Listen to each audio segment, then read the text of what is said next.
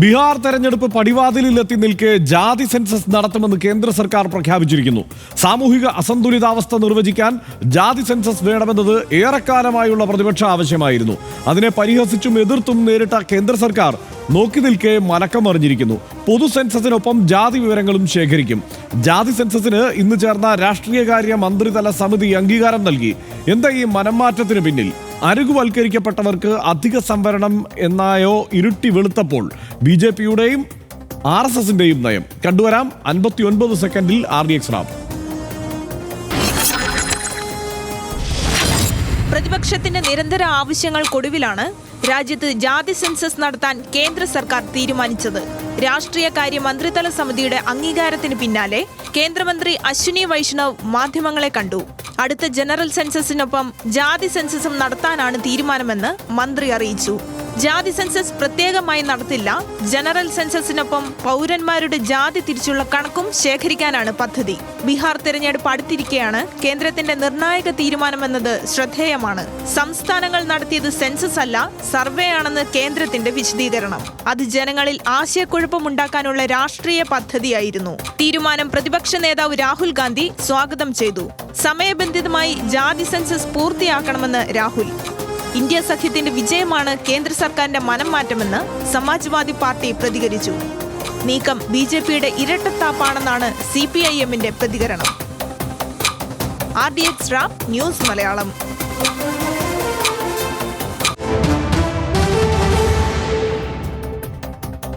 പ്രധാനപ്പെട്ട എല്ലാ BJP നേതാക്കന്മാരും RSS നേതൃത്വവും ഒക്കെ ഒരു ഘട്ടത്തിൽ എതിർത്തുകൊണ്ടിരുന്ന ജാതി സെൻസസ് ആണ് അപ്രതീക്ഷിതമായി ഇപ്പോൾ നടക്കാൻ പോകുന്നത്. കേന്ദ്രത്തിൻ്റെ ഒരു അപ്രതീക്ഷിത നീക്കമാണ് ഇപ്പോൾ ഉണ്ടായിരിക്കുന്നത്. ജാതി സെൻസസ് സംബന്ധിച്ച് ഇന്നോളമുള്ള കേന്ദ്ര നിലപാടിന് നേർവിപരീതമാണ് ഈ തീരുമാനം. പ്രത്യേക ജാതി സെൻസസ് നടപ്പാക്കില്ല, പൊതു സെൻസസിനൊപ്പം ജാതി കണക്കെടുപ്പ് നടത്തും എന്നതാണ്. സംസ്ഥാനങ്ങളിലെ ജാതി സർവേ സമുദായ സ്പർദ്ധ ഉണ്ടാക്കുമെന്നായിരുന്നു മുൻ നിലപാട്. ബീഹാർ നിയമസഭാ തെരഞ്ഞെടുപ്പ് അടുത്തിരിക്കെ കേന്ദ്രത്തിൻ്റേത് നിർണായക രാഷ്ട്രീയ നീക്കമാണ്. ജാതി സെൻസസിനെ കോൺഗ്രസ് ഉപയോഗിച്ചത് രാഷ്ട്രീയമായി ആണ് എന്നാണ് കേന്ദ്രമന്ത്രി അശ്വിനി വൈഷ്ണവ് പറഞ്ഞത്. 2021 നടക്കേണ്ട സെൻസസ് 2025 കേന്ദ്ര സർക്കാർ നടത്തിയിട്ടില്ല എന്നതുകൂടി ഓർക്കണം. എന്താണ് ജാതി സെൻസസ്? ജാതി തിരിച്ചുള്ള ജനസംഖ്യാ കണക്കെടുപ്പ് മാത്രമല്ല ജാതി സെൻസസ്. രാജ്യത്തെ ജാതികൾ ഏതെല്ലാമാണെന്നും അവരുടെ ജനസംഖ്യാ പ്രാതിനിധ്യവും കണക്കാക്കലാണ്. ഓരോ ജാതിക്കും കിട്ടിയ അധികാര, അവസര, ഉദ്യോഗ പ്രാതിനിധ്യ കണക്ക് തിട്ടപ്പെടുത്തലാണത്. പങ്കാളിത്തം, പ്രാതിനിധ്യം, വിഭവ വിതരണം ഇതെല്ലാം നീതിയുക്തമാണോ എന്ന കണക്കെടുപ്പ്. ഈ ജാതി സെൻസസ് നടന്നാൽ എന്താണ് സംഭവിക്കുക എന്നല്ലേ? ജാതി സെൻസസ് ഇന്ത്യൻ സാമൂഹിക യാഥാർത്ഥ്യത്തെ വെളിപ്പെടുത്തും. അധികാരങ്ങളും വിഭവങ്ങളും ആരുടെ പക്കലാണ് എന്ന കണക്ക് പുറത്തു വരും. രാജ്യത്തെ പിന്നോക്ക സമൂഹങ്ങളുടെ യഥാർത്ഥ അവസ്ഥ എന്തെന്ന് വെളിവാകും. ആർക്കൊക്കെ പ്രത്യേക പരിഗണന, സംവരണം നൽകണം എന്ന് പുനർനിശ്ചയിക്കേണ്ടി വരും. എന്തുകൊണ്ടാണ് ഇത് അനിവാര്യമാകുന്നത് എന്നുകൂടി നോക്കാം. ആർട്ടിക്കിൾ 15(4), 16(4) വിദ്യാഭ്യാസത്തിലും ഉദ്യോഗത്തിലും പിന്നോക്ക ദളിത് പ്രാതിനിധ്യം ഉറപ്പാക്കുന്നു. ആർട്ടിക്കിൾ 38(2) പദവികളിലും അവസരങ്ങളിലുമുള്ള അസമത്വം ഇല്ലാതാക്കണമെന്ന് വ്യവസ്ഥ ചെയ്യുന്നു. ഇന്ത്യയുടെ സാമൂഹിക ഘടനയിൽ ഏറ്റവും കൂടുതലുള്ളത് പാർശ്വവൽക്കരിക്കപ്പെട്ട ജാതികളാണ്. പദവികളിലും അവസരങ്ങളിലുമുള്ള പിന്നോക്ക ദളിത് അസമത്വം ഇല്ലാതാക്കേണ്ടത് ഭരണഘടനാപരമായ ബാധ്യതയാണ്. ഇന്ത്യൻ സാമൂഹിക അവസ്ഥയെ തിരിച്ചറിയാൻ ജാതിയെ അഡ്രസ് ചെയ്യണം. എന്തുകൊണ്ട് എതിർക്കപ്പെട്ടു എന്നതുകൂടി നോക്കാം. ജാതി സെൻസസ് നടന്നാൽ അവസരങ്ങളിലും പദവികളിലുമുള്ള മുന്നോക്ക സവർണ കുത്തക വെളിപ്പെടും എന്നുള്ള ഒരു പ്രശ്നമുണ്ട്. ദളിത് പിന്നോക്ക ജാതികൾക്ക് ഭരണഘടനാ അവകാശങ്ങൾ നിഷേധിക്കപ്പെട്ടത് വെളിവാകും. പ്രബല ജാതികൾ സമ്മർദ്ദം നടത്തി പിടിച്ചുവാങ്ങിയ അമിത പ്രാതിനിധ്യം ചോദ്യം ചെയ്യപ്പെടും. സർക്കാരുകളുടെ താല്പര്യത്തിനനുസരിച്ച് സംവരണത്തെ വ്യാഖ്യാനിക്കാനാവില്ല. നിലവിൽ ജാതി കണക്കുണ്ടോ? ഇന്ത്യയിൽ ഒടുവിൽ ജാതി സെൻസസ് നടന്നത് 1931 കൊളോണിയൽ കാലത്താണ്. ഇപ്പോഴും നയരൂപീകരണത്തിന് അടിസ്ഥാനമാക്കുന്ന ഡാറ്റയ്ക്ക് 94 വർഷത്തിൻ്റെ പഴക്കമുണ്ട്. 1953 കേന്ദ്ര സർക്കാർ കാക്ക കലേക്കർ കമ്മീഷനെ നിയോഗിച്ചു. 1955 മാർച്ച് 30 കാക്ക കലേൽക്കർ കമ്മീഷന് റിപ്പോർട്ട് സമർപ്പിച്ചു. 1961 മുതൽ ജാതി സെൻസസ് എടുക്കണമെന്നതടക്കമുള്ള നിർദ്ദേശങ്ങൾ കേന്ദ്രം തള്ളി. 1979 മൊറാർജി ദേശായി സർക്കാർ BP മണ്ഡൽ കമ്മീഷനെ നിയോഗിച്ചു. മണ്ഡൽ കമ്മീഷൻ നിർണയിച്ചത് ജനസംഖ്യയിലെ 52% പിന്നോക്കക്കാരാണ് എന്നാണ്. സംവരണം വിപുലീകരിക്കണമെന്ന് മണ്ഡൽ കമ്മീഷൻ നിർദ്ദേശിച്ചു. മണ്ഡൽ കമ്മീഷന് പിന്നാലെ ജാതി സെൻസസ് വീണ്ടും ചർച്ചയായി. മണ്ഡൽ കമ്മീഷൻ നിർദ്ദേശം നടപ്പാക്കുന്നതിനെതിരെ സംവരണ വിരുദ്ധ കലാപമുണ്ടായി. 2011 നടത്തിയ ദേശീയ സെൻസസിലെ ജാതി വിവര റിപ്പോർട്ട് പരസ്യപ്പെടുത്തിയില്ല. 2023 ബീഹാർ സർക്കാർ ജാതി സെൻസസ് നടത്തി കണക്കുകൾ പുറത്തുവിട്ടു. ജനസംഖ്യയുടെ 63% പിന്നോക്ക ജാതിക്കാരാണ് എന്നാണ് ബീഹാറിൽ കണ്ടെത്തിയത്. ബീഹാർ മാതൃകയിൽ ദേശീയ ജാതി സെൻസസ് വേണമെന്നത് പ്രതിപക്ഷത്തിന്റെ ദീർഘകാല ആവശ്യമാണ്. ഇതാണ് ഇതിന്റെ വിവരങ്ങൾ. സനീഷ്, അതിനുശേഷം തെലങ്കാനയിലും ജാതി സെൻസസ് നടന്നു. ഇതൊക്കെയാണ് അതിൻ്റെ ഒരു കണക്ക്. ഈ കാര്യത്തിൽ വളരെ ശക്തമായ ഒരു നിലപാട് നേരത്തെ തന്നെ ഈ ബഹുജൻ പാർട്ടികൾ അല്ലെങ്കിൽ ഈ എന്താണ് ജനതാദളിൻ്റെ അവാന്തര വിഭാഗമായി പിന്നീട് വന്ന എല്ലാ പാർട്ടികളും ഒക്കെ ആവശ്യപ്പെട്ടിരുന്നു. കഴിഞ്ഞ പാർട്ടി കോൺഗ്രസോടെ CPIM ഈ നിലപാടിലെത്തി. അതിനു മുൻപ് കോൺഗ്രസും വളരെ ശക്തമായി, രാഹുൽ ഗാന്ധി അതൊരു പ്രധാന വിഷയമായി എടുത്ത് പ്രചാരണത്തിലിറങ്ങി. ഈ ഒരു ഘട്ടത്തിലാണ് ബീഹാർ തെരഞ്ഞെടുപ്പിന് മുൻപ് കേന്ദ്ര സർക്കാർ എല്ലാവരെയും ഞെട്ടിച്ചുകൊണ്ട് അവർ ഇത്രയും കാലം എതിർത്ത ഈ വിഷയത്തിൽ, അതായത് 2024 ശേഷം എതിർപ്പ് ലേശം കുറഞ്ഞിട്ടുണ്ട്, പക്ഷേ ഇത്രയും എതിർത്ത ഒരു വിഷയത്തിൽ മലക്കം മറിഞ്ഞിരിക്കുന്നത് നിശ്ചയമായിട്ടും അതീവ സുപ്രധാനമായിട്ടുള്ളൊരു പ്രഖ്യാപനമാണ് ഈ വന്നിരിക്കുന്ന കാര്യത്തിൽ ആർക്കും സംശയമില്ല. സമീപകാലത്ത് നമ്മൾ ജീവിച്ചിരിക്കുന്ന ഈ സമീപകാലങ്ങളിൽ ലോകത്തിൽ ഏതെങ്കിലും ഒരു രാഷ്ട്രത്തിൽ നിന്ന് വരാവുന്ന ഏറ്റവും പ്രധാനപ്പെട്ട ഒരു ഡാറ്റ അല്ലെങ്കിൽ ഏറ്റവും പ്രധാനപ്പെട്ട ഒരു തീരുമാനം എന്ന നിലക്ക് നമ്മളിതിനെ കാണണം. വരാനിരിക്കുന്ന ഡാറ്റ നിശ്ചയമായിട്ടും ലോകത്തിൻ്റെ ചരിത്രത്തിൽ തന്നെ ഏറ്റവും പ്രധാനപ്പെട്ട ഡാറ്റകളിൽ ഒന്നായിരിക്കും എന്ന കാര്യത്തിലും യാതൊരു സംശയവുമില്ല. അതായത് ഇന്ത്യ പോലൊരു മഹാരാജ്യത്ത് എത്ര ജാതികളുണ്ട് എന്നതുകൂടെ കൃത്യമായിട്ട് സ്പെസിഫിക് ആയിട്ട് കിട്ടും എന്നതാണ് ഇതിലെ പ്രധാനപ്പെട്ട കാര്യങ്ങളിൽ ഒന്ന്. ജാതി, ഓരോ ജാതിയിലും എത്ര വീതം മനുഷ്യരുണ്ട് എന്നതാണ് പ്രധാനമായിട്ടും പരിശോധിക്കുന്നതെങ്കിലും ഇന്ത്യ എന്ന് പറയുന്ന ഈ ജാതി എന്ന സംവിധാനമുള്ള ഏക രാജ്യത്തെ, ആ അർത്ഥത്തിൽ ഈ സംവിധാനമുള്ള ഏക രാജ്യത്തെ, എന്നാൽ വലിയൊരു രാജ്യത്തെ എത്രമാത്രം ജാതികളുണ്ട്, മനുഷ്യർ എത്രക്ക് ജാതികളായി പിരിഞ്ഞിട്ടും ഉപജാതികളായിട്ട് പിരിഞ്ഞിട്ടുമാണ് ജീവിക്കുന്നത് എന്നടക്കമുള്ള അങ്ങേയറ്റം സുപ്രധാനമായിട്ടുള്ള നിർണായകമായ കണക്കുകളാണ് നമ്മുടെ മുന്നിലേക്ക് വരാൻ പോകുന്ന പ്രഖ്യാപനത്തോടെ. അത് ഒരുപക്ഷെ എത്രമാത്രം വൈകുമെന്ന് നമുക്കറിയില്ല, പക്ഷേ അത്രയ്ക്ക് നിർണായകമാണ്. അതുകൊണ്ട് അതിൻ്റെ പ്രാധാന്യത്തെക്കുറിച്ച് പറയേണ്ടതില്ല. ബാക്കി ഡീറ്റെയിൽസ് കൃത്യമായിട്ടാണ് ഡാറ്റക്കകത്തെല്ലാം, നമ്മുടെ ഡാറ്റാ ഷീറ്റിനകത്തെല്ലാം വന്നിരിക്കുന്നത്. ഇതിനകത്ത് ആദ്യം തന്നെ പറയാനുള്ളത് കോൺഗ്രസിൻ്റെ ഒരു രാഷ്ട്രീയ വിജയം എന്ന് തന്നെ ഇതിന് വേണമെങ്കിൽ കാണാം. അതായത് കഴിഞ്ഞ 5-10 വർഷമായിട്ട് BJP രാഷ്ട്രീയം രാജ്യമാകപ്പാടെ സ്വാധീനം ചെലുത്തി നിർത്തിയിരിക്കുന്ന സാഹചര്യത്തിൽ കോൺഗ്രസ് നേടുന്ന ഒരു നിർണായകമായ വിജയം എന്ന് തന്നെ ഇതിനെ കാണേണ്ടതായിട്ട് വരും. ആദ്യഘട്ടത്തിൽ ഹർഷൻ നേരത്തെ പറഞ്ഞതുപോലെ ആദ്യഘട്ടത്തിൽ ഇതിനെ എല്ലാ കാലത്തും എതിർത്തുകൊണ്ടിരുന്ന BJPക്ക് ഇതിലേക്ക് വരേണ്ടി വന്നത് നിശ്ചയമായിട്ടും കോൺഗ്രസിൻ്റെ ഉറച്ചു നിന്നുള്ള ഈ ഒരു നിലപാടിലൂടെയും മറ്റുമാണ്. എന്ന് മാത്രമല്ല അവർ തെലങ്കാനയിലും കർണാടകയിലുമൊക്കെ ഈ ജാതി സർവേ നടത്തി അതിൻ്റെ പേരിൽ അവർ സംവരണം കൂട്ടി പ്രഖ്യാപിച്ചു. അതൊക്കെ ഇപ്പോൾ കേന്ദ്രത്തിൻ്റെ കോർട്ടിലാണ്. അവരുണ്ടാക്കി വെച്ചിരിക്കുന്ന മറ്റൊരു പ്രധാനപ്പെട്ട സമ്മർദ്ദം അല്ലെങ്കിൽ BJPക്ക് മുന്നിലേക്ക് വരുന്ന പ്രശ്നങ്ങളിലൊന്നിൽ ഈ ക്യാപ്പ് മാറ്റണം എന്നുള്ളതായിരിക്കും. 50%-ലേറെ സംവരണം ആകെ പാടില്ല എന്ന സുപ്രീം കോടതിയുടെ ക്യാപ്പ് അവിടെ നിൽക്കുന്നുണ്ട്. 50%-ലേറെ വരാൻ പാടില്ല ഈ സംവരണം, ആകെ സംവരണം എന്നത്. അത് പക്ഷേ കർണാടകയിലും തെലങ്കാനയിലും കോൺഗ്രസ് സർക്കാർ അതിനപ്പുറത്തേക്ക് പോയിട്ടുണ്ട്. അത് നിശ്ചയമായിട്ടും ഒരു തീരുമാനമെടുക്കേണ്ടത് കേന്ദ്ര സർക്കാരും സുപ്രീം കോടതിയിൽ നിന്നാണ് ആ തീരുമാനം വരേണ്ടത്. ഇന്നിപ്പോൾ രാഹുൽ ഗാന്ധി വാർത്താ സമ്മേളനത്തിൽ ഏറ്റവും പ്രധാനമായിട്ട് ഉന്നയിച്ച പോയിന്റും അതാണ് എന്ന് പ്രത്യേകം നമ്മൾ ശ്രദ്ധിക്കണം. ഈ 50% എന്നുള്ള ക്യാപ്പ് മാറ്റണം എന്നതാണ്. അത് നിർണായകമായിട്ടും ഒരു വലിയ നിയമ പ്രശ്നമാണ് മുന്നിലേക്ക് എടുത്ത് വെച്ചുകൊണ്ടിരിക്കുന്നത്. അതിൽ തീരുമാനമെടുക്കേണ്ടത് കേന്ദ്രമാണ്. ഇതിപ്പോൾ ജാതി സെൻസസ് നടത്തുന്നു, അതിന് ഡാറ്റ ഈ സർക്കാർ പുറത്തുവിടുമോ എന്ന് നമുക്കറിയില്ല.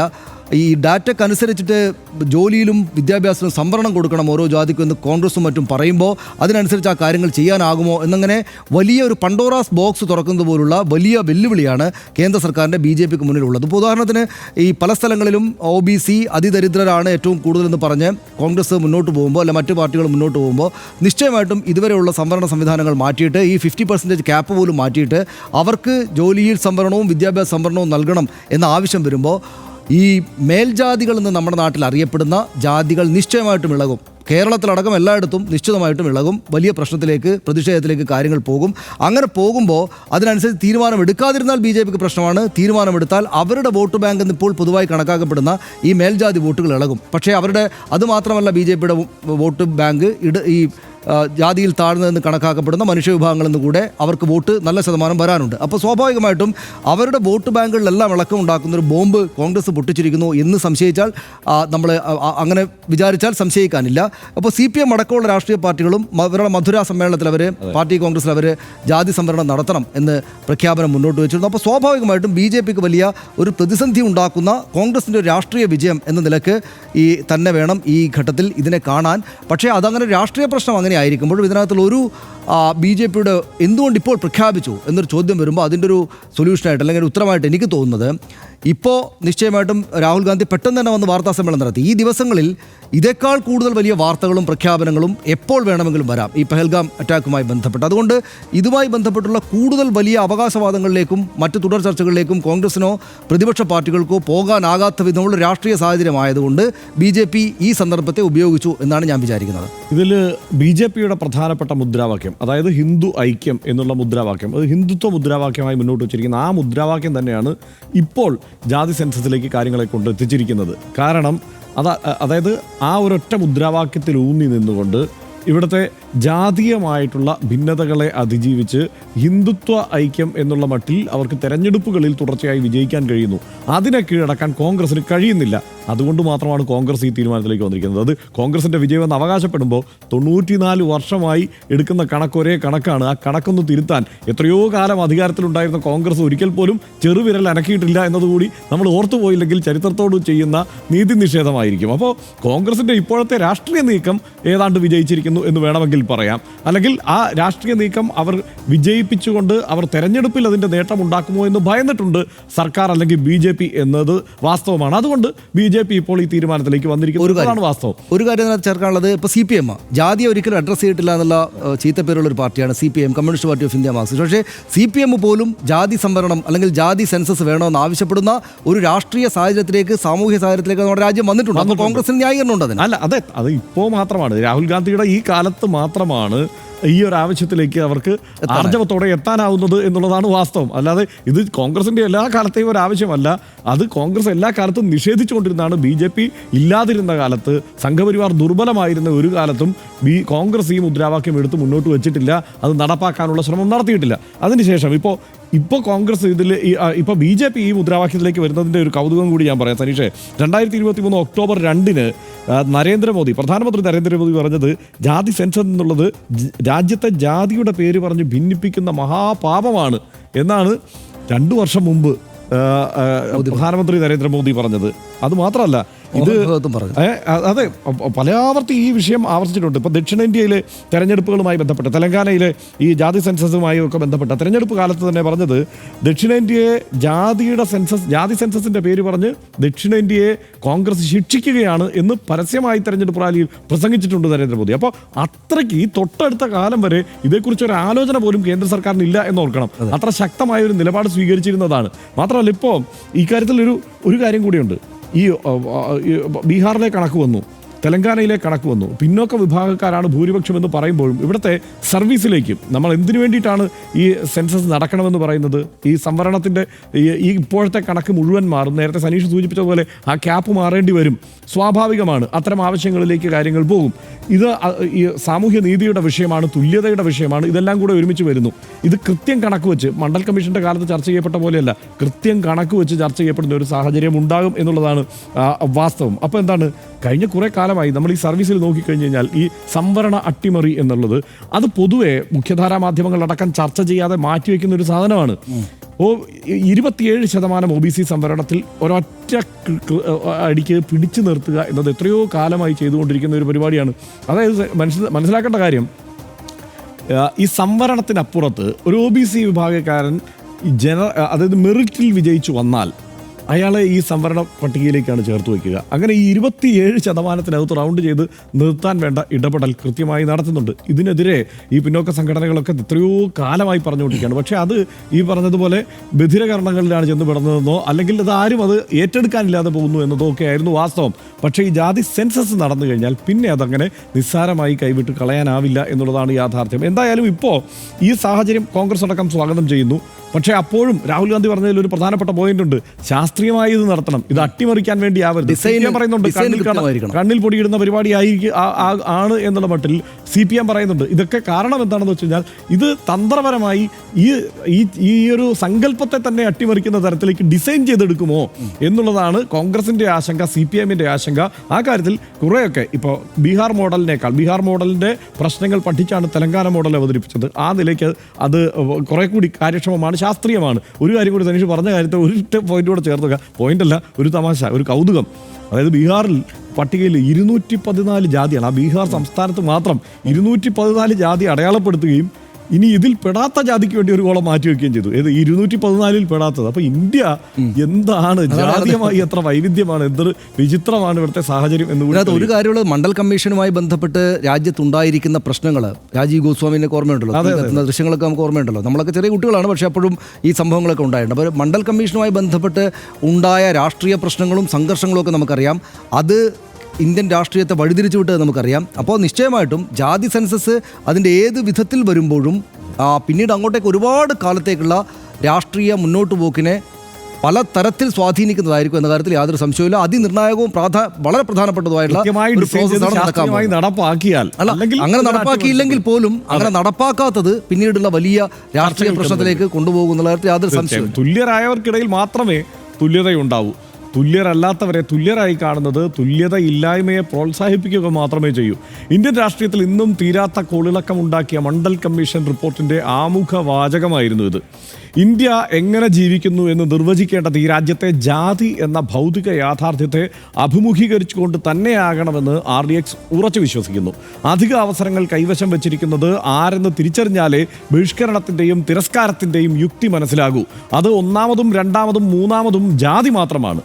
ബീഹാർ തെരഞ്ഞെടുപ്പ് മുന്നിൽ കണ്ടായാലും അല്ലെങ്കിലും കേന്ദ്ര സർക്കാരിൻ്റെ ഈ തീരുമാനത്തെ RDX സ്വാഗതം ചെയ്യുന്നു. BJPയുടെ പ്രത്യയശാസ്ത്ര അടിത്തറയോട് ഈ തീരുമാനം എത്രമാത്രം ചേർന്നു പോകുമെന്ന് RDX അതേ വേളയിൽ തന്നെ ആശങ്കപ്പെടുകയും ചെയ്യുന്നു. തെരഞ്ഞെടുപ്പ് വാഗ്ദാനത്തിന് അപ്പുറം ആത്മാർത്ഥതയും ഇച്ഛാശക്തിയും ജാതി സെൻസസ് നടപ്പാക്കുന്നതിൽ വേണ്ടപ്പെട്ടവർക്ക് ഉണ്ടാകട്ടെ എന്ന് ആഗ്രഹിക്കുന്നു RDX. അടുത്ത വിഷയത്തിലേക്ക്.